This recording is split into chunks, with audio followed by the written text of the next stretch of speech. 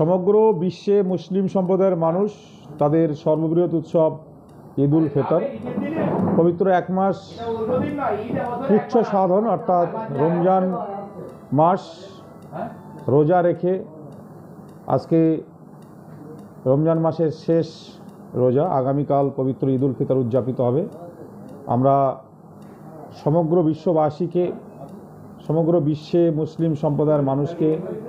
ঈদ মুবারক, ঈদের শুভেচ্ছা জ্ঞাপন করছি। সাথে সাথে দাঁতপুর গ্রাম পঞ্চায়েত এবং বারাসাত পঞ্চায়েত সমিতির পক্ষ থেকে আমরা সাম্প্রদায়িক সম্প্রীতি, সৌভ্রাতৃত্ব, আমাদের যে মেলবন্ধন সেটাকে অটুট রাখার জন্য মানুষের কাছে বার্তা দেব। সাথে সাথে কিছু অশুভ শক্তি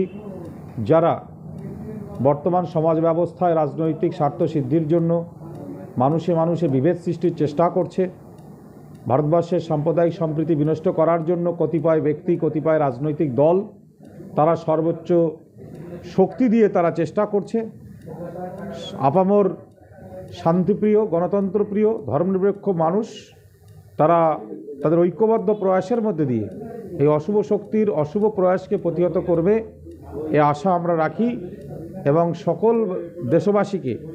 ঈদের শুভেচ্ছা জ্ঞাপনের মধ্যে দিয়ে আমাদের যে পরম্পরা, আমাদের যে ভ্রাতৃত্ববোধ, আমাদের যে সাম্প্রদায়িক সম্প্রীতি, সেটাকে আগামী দিনে আরও সুদৃঢ়ভাবে, সুন্দরভাবে আমরা লালিত পালিত করব এবং এই ঐতিহ্য পরম্পরা আমরা বজায় রাখব।